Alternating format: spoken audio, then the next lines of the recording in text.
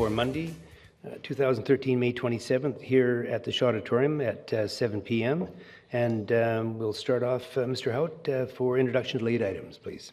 Thank you, Your Worship. We'd like to add item 13B, which is a rise and report, the appointments to the Nanaimo Advisory Planning Committee. We'd also like to delete item number 4 of 8F of the agenda, which was 929 Hecate Street, which has been rectified. That's it. Thank you. So could we ask for a motion for adoption of the agenda as amended? Move. Second. All those in favor? Opposed? Motion carries. Moving into motion for the adoption of the minutes, please. And that's going to be 4A and 4B. So move. Second. Second motion. All those in favor? Opposed? Motion carries. Presentations, we'll move right down to 6, Mayor's Report. And I have only this one document that Councillor Anderson gave me and I haven't yet read. So we'll wait for Councillor Anderson to come back on camera again, and we'll... Anyway, I just want to remind everyone that it's time to dust off the bike, pump up your tires, lose your car keys, and jump on board for this year's Bike to Work Week. May 27th to June 2nd is Bike to Work Week here in Nanaimo. Encourage your colleagues, friends, and family to get on their bikes and join in. Register your team by going to www.biketowork.ca/Nanaimo. Last week, Councillors Anderson and Johnson participated in the annual commuter challenge from VIU to Diana Krall Plaza. Councillor Johnson drove her car and Councillor Anderson took his bike. The winner of the race was Councillor Anderson. There will also be a few activities taking place this week. Don't forget to join our city arborists on an enjoyable bike ride to learn more about the historically and culturally significant trees of Nanaimo. The tours will be on Wednesday, May 29th and on Sunday, June 16th. Details are available in our Parks, Recreation, Culture Activity Guide. So congratulations, Councillor Anderson. To speak, Your Worship? Yes, please. I'd just like to state for the record that the only reason Councillor Anderson beat me in the race was because I was mandated by my co-pilot to stop at Starbucks to get a coffee for one of the race organizers, and they were very, very slow to serve me at the... So that's the only reason he won. Having said that, I wish you hadn't used the company name, but anyway, Councillor Anderson, thank you, 30-second rebuttal. Thank you, Mr. Chair. And the only reason that Councillor Johnstone decided to go for coffee was because she was so confident that I would not be able to cycle from VIU to Diana Krall Plaza, so she believed she had the time to actually get there and have a coffee along the way. So, well said. Okay, the next item is going to be item 7A, and it's a supply of water to Landsville. And on what I perceive to be the basis of a conflict of interest, I will declare myself in conflict, and I will step from the chair. And Councillor Anderson. Councillor Greaves? Councillor Greaves, I'm sorry. We look the same, but... No, never. That's what happens when you... Yeah. Yeah. Who said that? All righty, under administration, supply of water to Landsville. And the purpose of this area is to seek council approval for the supply of water to Landsville. And I see we have a delegation, Mr. Fred Taylor.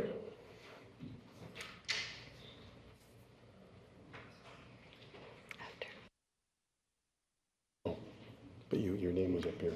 Yeah, okay. Okay, yeah. You have 10 minutes, Mr. Taylor. Acting Mayor Greaves and council members. Water to Landsville. There has been an established understanding to the taxpayer provider of funding for water for the city of Nanaimo, promoted by the Greater Nanaimo Water Board, City Hall, and adopted by City Council, not to supply water beyond the boundaries of the city. Therefore, I oppose today's report. And I look at this as an almost similar scenario of when we built the ice arena on 3rd Street, and there was a promise of funding which didn't happen, and the taxpayer absorbed that funding.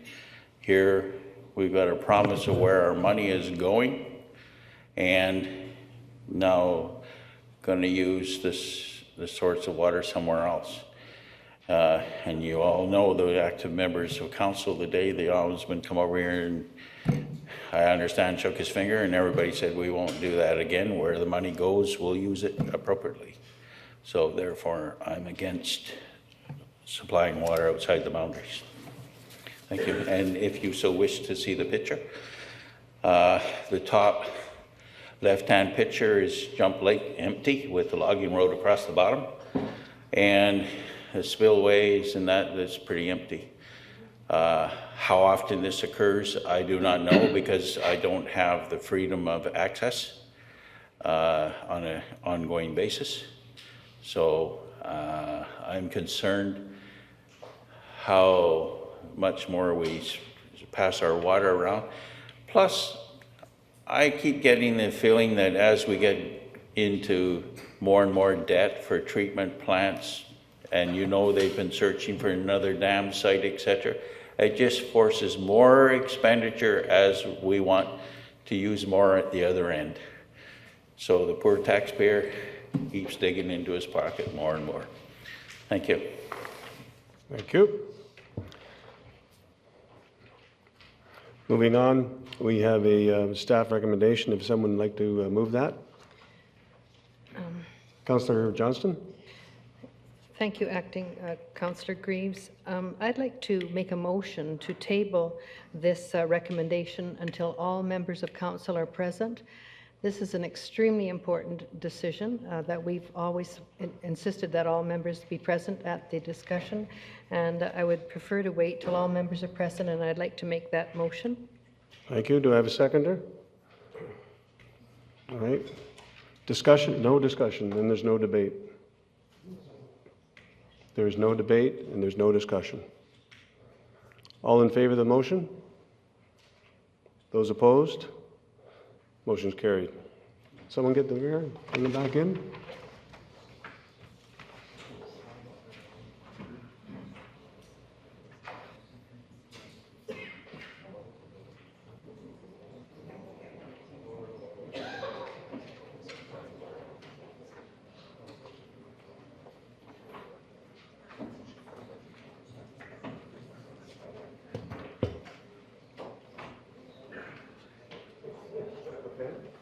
That's the pen. No, it was your pen, I thought.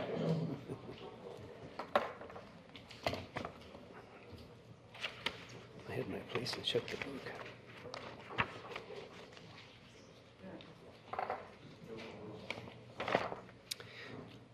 Okay, we move into item 8A, Community Safety and Development, and thank you, Councillor Greaves, for taking the chair. The 8A is land exchange between James Dunn, Lycum Investments, and City of Nanaimo property disposal of 5545 and 5549 Rutherford Road. The purpose is to obtain council approval for the disposition of 5545 and 5549 Rutherford Road to James Dunn and Lycum Investments as part of a land exchange agreement. Staff recommendations, the motion 1 and 2, if somebody would like to move. So move that council approve the disposition of 5545, 5549 Rutherford Road to James Dunn and Lycum Investments. And did you want to do 2 at the same time? I think we can do can we do 1 and 2 together? They have to do seriatim. Together? And authorize the mayor and corporate officer to execute the necessary documents to complete the transaction. Is there a second? Moving second. Discussion? All those in favor? Opposed? Motion carries. Development. Sorry? Okay, I thought it was fairly loud, but maybe it's not. The next item is development permit number DP 000838 at 1690 Stewart Avenue. Purpose is to obtain council authorization to issue a development permit for renovation of an existing restaurant/pub with 1 variance. Staff recommendation is the motion that council issue development permit number DP 000383 at 1690 Stewart Avenue with the following variance. The required watercourse setback from Newcastle Channel is 15 meters. The proposed setback is 0 meters, a proposed variance rather of 15 meters. Move the recommendation. Moved. Second. Discussion? Councillor Bestwick? No. All those in favor? Opposed? Motion carries. And we're into C, development variance permit DVP 00211 at 850 Wentworth Street. The purpose is to obtain council authorization to vary the provisions of a zoning bylaw 2011 number 4500 in order to allow for the rebuilding of a concession stand and control building in the subject park property. Staff recommendation is that the motion that council direct staff to proceed with the required statutory notification for development variance permit DVP 00211 at 850 Wentworth Street. Moved and seconded. No discussion. All those in favor? Opposed? Motion carries. Rezoning application RA 000312 at 359 Nickel Street. The purpose is to present a rezoning application submitted by Anderson Green Plan Limited on behalf of Island Crisis Care Society for a property located at 359 Nickel Street to rezone from single dwelling residential R1 to Community Service 1, CS1, in order to expand the adjacent personal care facility, the Samaritan House. That's right. And then I think we have Mr. Jack Anderson on behalf of the Island Crisis Center. I hear you guys talking. I don't know if you're trying to catch my eye or something. Welcome, sir.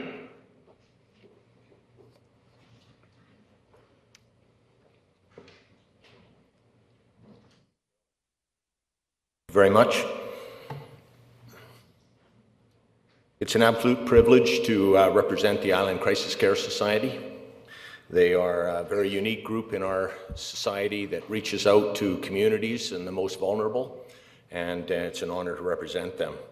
They've been owners of the Samaritan House on Nickel Street for a number of years and have come to recognize that they have limited success due to the cramped quarters that they inhabit at that location.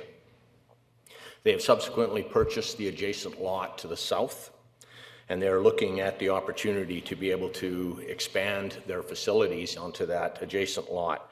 Currently, their existing facility is a CS1 zone property, community service, and the neighboring property that they've expanded to is a residential one, so we're seeking to amalgamate into a common community service zoning. Excuse me. Sure. So, got a little bit of a slideshow here for you.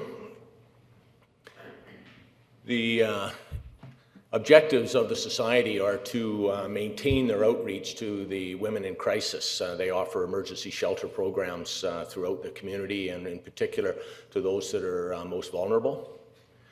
Their second objective is to expand the transitional housing for therapeutic community, and one of the key concerns they have is the ability to offer programs and assistance to those in care, those that are struggling with challenges, and being able to offer a larger facility that will provide therapeutic community work through transitional housing would be a huge benefit to their society. The third one is to maintain flexible, because the society changes their needs, their funding sources change as well, and so we need flexibility. The society was very concerned about the neighboring community, and we reached out through a community charrette and an open house and spoke with the South End Residents Community Association. And we've identified a series of OCP policies that we're in conformance with here. We are 3 stories in height. We are looking to enhance and make it more livable. We are infilling an existing residential lot. We're stepping back the upper floors to stay in character with Nickel Street.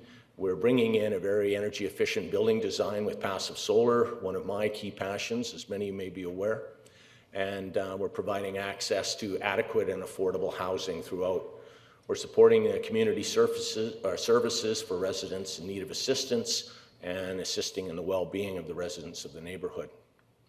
The South End Neighborhood Plan includes a number of other objectives in here too. I highlight them: the mix of housing types, the readaptation or reuse and adaptation of existing buildings. So we're capturing the existing building built early in around 1905. We are looking to increase a slight amount of residential density. Currently, they are registered for 25 beds, with the objective that we're proposing we would go up to 32 beds in total, so a minor increase there. We're looking at providing educational programs, particularly for those in the therapeutic community, component of the facility and being able to extend that out to the neighboring associations. So education and a variety of elements that those vulnerable citizens may welcome. Again, these are additional objectives of the neighborhood plan that's illustrated. Particularly, we have a concern for parking. We have the ability to meet almost all of our parking requirements on site, but there is a small lot that is city owned on the lane, almost directly across the lane, and we'd like to negotiate an opportunity to look after, maintain that lot in exchange for overflow parking into that particular site, and we've had discussions with city staff in that regard. We, as mentioned, will be employing passive solar design, particularly to include a therapeutic component around horticulture so that women can learn how to garden and prepare foods, etc. And we engaged with the local RCMP and have designed the space to make it more defensible as well. This shows the neighborhood zone. We are almost kitty corner to the Dairy Queen, which probably most of us know. We're immediately adjacent to the Diplomat Motel, and you can see the CS1 zone is there in pink, and then immediately to the south, the subject property that we're asking to be rezoned to the same zone as the CS1. The lot behind it, the one I'm referring to for potential overflow parking, is highlighted in that particular arrow right there. This shows the development data of the plan. You can see 2 lots there, and we will need to consolidate them. So in the center of that, you'll see a dotted line that will be dissolved if this application is supported by council. You'll see that we are inside of all the requirements. Lot coverage maximum 40, we're at 39.4, so we're very close on that. We have got a floor area ratio of about 0.85. We're allowed 1.25, so we're well low below that. 3 stories is supported, total bed count of 32, and our parking spaces for staff, etc., are noted. The setbacks are a minor issue that we'll deal with at the development permit stage, but I just wanted to highlight them because you'll see them as double cross-hatched. On the side, we're asking for a very small variance there, and then in keeping with the line of the front of the existing house, we're asking for a very small variance at the front as well. This is a view of the building. The left-hand side of that is the existing building, which we're capturing that character and extending it throughout the proposed addition as it faces Nickel Street. This is a view from the south. In that, you might notice a couple of key principles. One is a recessed courtyard, providing privacy for the residents within the programs from both the lane and Nickel Street. You'll also see there are 2 passive solar sun spaces for the solar gain aspects that we're hoping for. And on the lower level on the right, you'll see the 3 parking garage and a 4th carport for staff so that they have secure parking off the access lane. These pictures here, I'll just go through quickly. The Peach area at the bottom, Nickel Street's at the bottom. That is the common area with the multi-purpose room for educational programs, easily accessed off Nickel Street. The pink areas and the red areas are for administration. The green areas, the lime green and the aqua green, are more to do with the dormitory environment, and the yellow is for therapeutic counseling or therapeutic living. The lower floor shows the parking garage in red at the back. Again, it would be for staff only. Additional areas in pink, which are with staff accompaniment. And then upstairs is almost all therapeutic community, where we're looking at suites for the tenants that would be involved in it as well. I conclude with this final view here, which is a bird's eye view of what the facility would look like, showing the Nickel Street to the left and the south face with the courtyard and the sun spaces on there. And I would just like to ask council for their blessing to support the Island Crisis Care Society and their efforts to support the most vulnerable in our society. Thank you, Mr. Anderson. Actually, a very good presentation. Actually, the artwork is quite impressive there, the artist's impression. I have a couple of questions. The city lot that you're looking at now, I'm not really familiar with it. Is it paved or gravel or just grass, the one that you want to use for parking? Yes, and if I can go back to that slide in here, You'll notice that the lane doesn't have, there's no line defining that from the lane. And what it is actually a service route. There are service lines below that and manholes within it, and it's just a grassed lot. Okay. Previous discussion had been around the challenge of maintaining that and looking after it, and the ICCS is prepared to take that on in exchange for the ability to park, overflow parking in that area. Okay, and you don't actually require that for parking to meet the criteria for the building? We are one parking space short, so it's noted in our application as a request for variance, but the additional parking that could be acquired at that spot would be more than ample for an additional parking space. Okay, and my last question is that the South End Association, when you spoke to them, they were totally supportive, or did they have any issues or concerns? No, they've been very supportive to date. We had, first of all, a community charrette where we invite people, and before we even started the design, we asked for their input as to what they would welcome. And the Samaritan House has been perceived to be a very welcome facility within the community, and it's the Island Crisis Care looks after it very well to make sure that there's no problems to the greater community. We also went, once the design was created, we had an open house and we invited many, and a number of the local area citizens came through the open house and offered some very supportive comments to what we were proposing to do, and I think they see it as an asset. Did you receive any negative feedback from anyone? Not really, no. We've had a couple of questions like, is it possible to expand the parking underneath, which was not necessarily possible, but for the most part, it's all been favorable. Okay, we have a question from Councillor Brennan. Councillor Brennan? No, actually, I wanted to make the motion if you're Okay, ready for it. Councillor Johnson, did you have Just a some? quick question, if you don't mind, Councillor Brennan. Access and egress is both off Nickel Street or from the laneway as well? That's correct. And the landscape plan, you've indicated some landscaping in your drawings. Have you submitted a landscape plan to? We would be doing that as part of the development permit, which is forthcoming, but I can tell you that one of the key aspects that the society has mentioned and the neighborhood association was welcoming the opportunity for vegetable gardens within the courtyard and in some of the front yard landscaping area. The idea being that many of these citizens could really benefit from the opportunity to learn how to grow and harvest foods for the dinner table. So it's perceived as a very positive component and ties very well with our passive solar sun spaces as well. Thank you very much. It's a great plan. Okay, Councillor Brennan. Thank you, Your Worship. I'd move that Council receive the report pertaining to zoning amendment bylaw 2013, number 4500.043, and that direct staff to secure the lane dedication prior to adoption of the bylaw should Council support the bylaw at third reading. Okay, second, moved and seconded. No other discussion, all those in favor? Opposed, motion carries.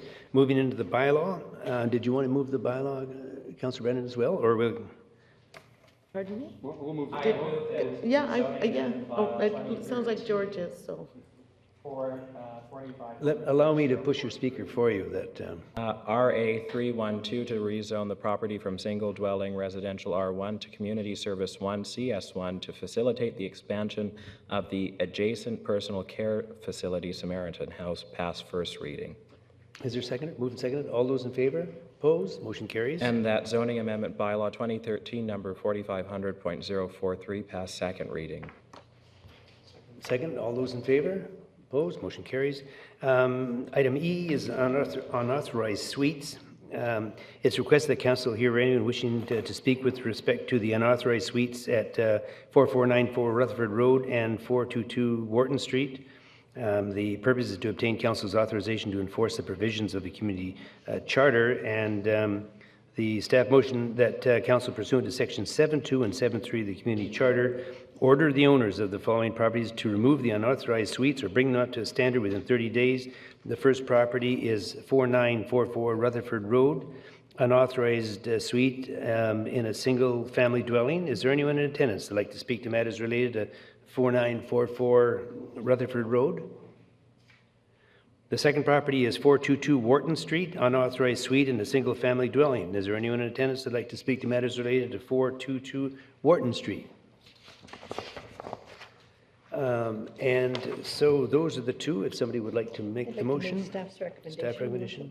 It's moved and seconded. Councillor Bestwick, did you? Okay. Okay, all those in favor? Opposed? Motion carries. And overleaf to property maintenance bylaw 1990, number 3704.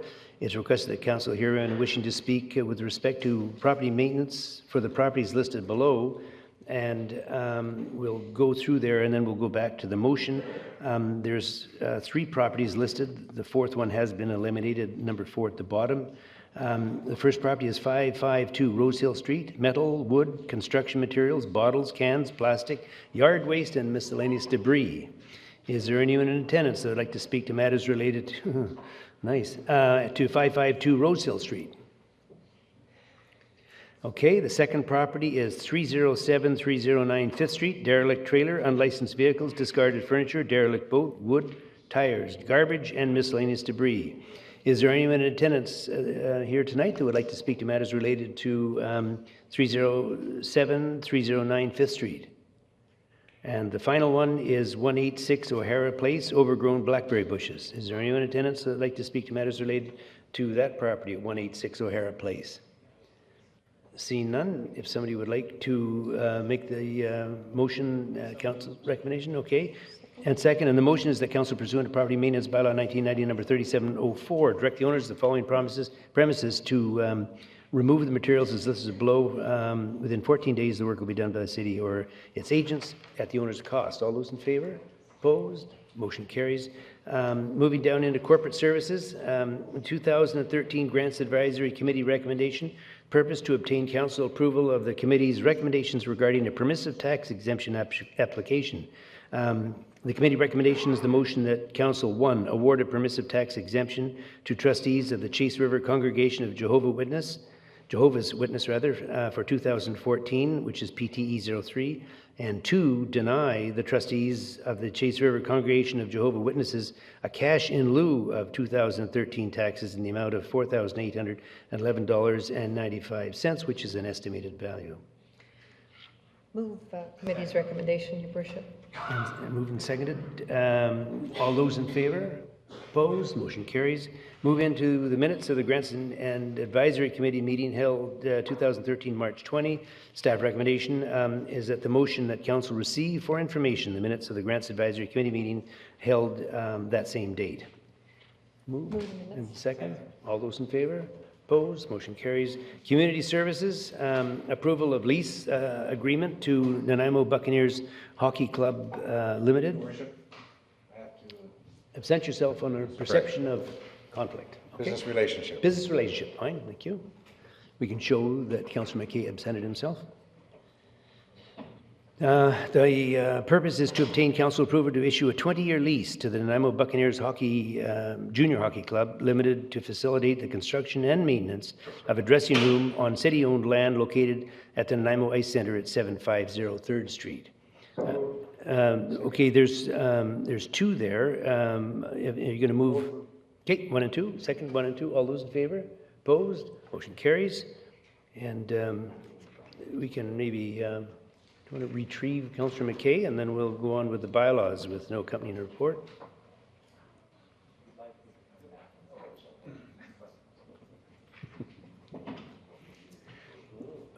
Okay, the 11A motion that business license amendment bylaw 2013 number 5351.10 to require fetal alcohol spectrum disorder warning signs to be posted in premises where alcohol is consumed or sold be adopted. Moved and seconded. Discussion, all those in favor? Opposed? Motion carries. And B, motion that highway closure and dedication removal bylaw 2013, number 7170, a portion of the unnamed lane parallel to the 100 block of Princess Street, pass 3rd reading. So moved. And second? All those in favor? Opposed? Motion carries. And motion that highway closure and dedication removal bylaw 2013, number 7171, portion of Museum Way, northeast of 100 Gordon Street, pass 3rd reading. So moved. Second. All those in favor? Opposed? Motion carries. And finally, motion that housing agreement bylaw 2013, number 7174, housing agreement associated with the Nanaimo Travelers Lodge Society, request a 50% DCC reduction for not-for-profit rental housing at 1917 Northfield Road be adopted. Moved, seconded. All those in favor? Opposed? Motion carries. The next item is correspondence not related to report. If someone would like to move or seat, second. All those in favor? Opposed? Carried. Council appointments, and I've got to announce at 13A appointments to the South Downtown Waterfront Plan Advisory Committee. At the special in-camera meeting of council held 2013, May 13, Mr. Doug Kelsick and Ms. Ann Kuruff, I'm sorry if I mispronounced that, were appointed as two community at large members of the South Downtown Waterfront Advisory Committee. And at the same time, these are announcements, so there's no motion. And at the same time, I'd also like to ask for a motion to appoint to the Nanaimo Advisory Planning Committee, and at the special in-camera meeting of council held 2013, May 27, Ms. Ellen Ross was appointed as the environmental community representatives to the Nanaimo Advisory Planning Committee for a term of 3 years ending 2000. I think that I believe that should be 3 years from now, should it not? If you're talking about a 3-year term ending, I believe it should be 2016, June 30, but you can. That's correct, Your Worship. Okay, so we just changed that to show the 2016. And the second one is Mr. Darwin Milham was appointed as the Vancouver Island Real Estate Board representative to the Nanaimo Advisory Planning Committee for a 3-year period ending 2016, June 30th. Would somebody like to move those two? Moved? Yeah. Seconded? Discussion? All those in favor? Opposed? Motion carries. And so now we go into... Worship? Yeah. I forgot to talk to you earlier about a notice of motion. Okay, we're on that right now. I'd just like to give council a notice of motion that I'd like to bring forward at the next meeting, planning for our 2014 budget discussions to start. I think as soon as possible, maybe even in June and July, to schedule some meetings. So at our Earliest next meeting, date. I'll bring forward a motion and I'll try and get staff to help me with the schedule. Okay, thank you. Oh, Doug Holmes. Your Worship, staff are intending to bring forward a report on exactly that for the June 10th meeting. So that would be actually the date that this would arrive. And Perfect. Can you wait until June? You're ahead of me. Okay, thank you. Moving into other business. And item 16, question period, agenda items only.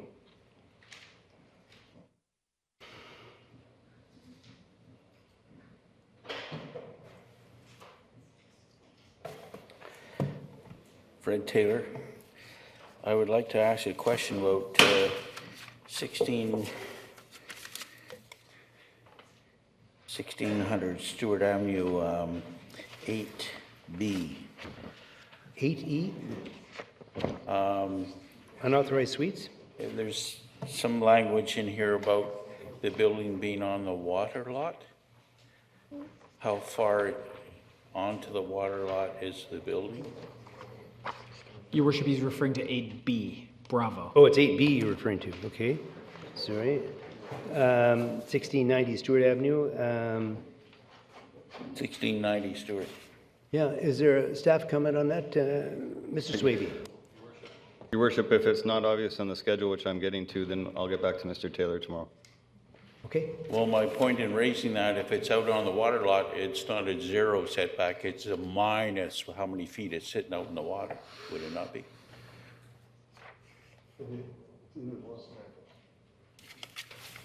Either way, he's right. That's money. Thank you. Thank you.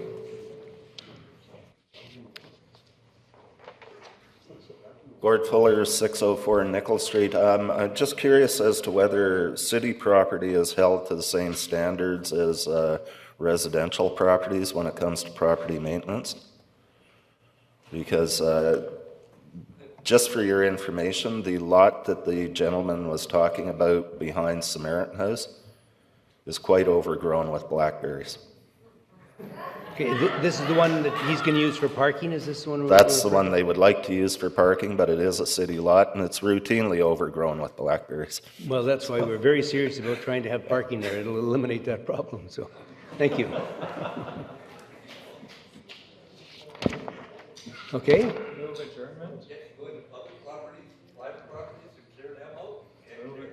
Mr. Yeah, okay, we stand adjourned. Thank you very much.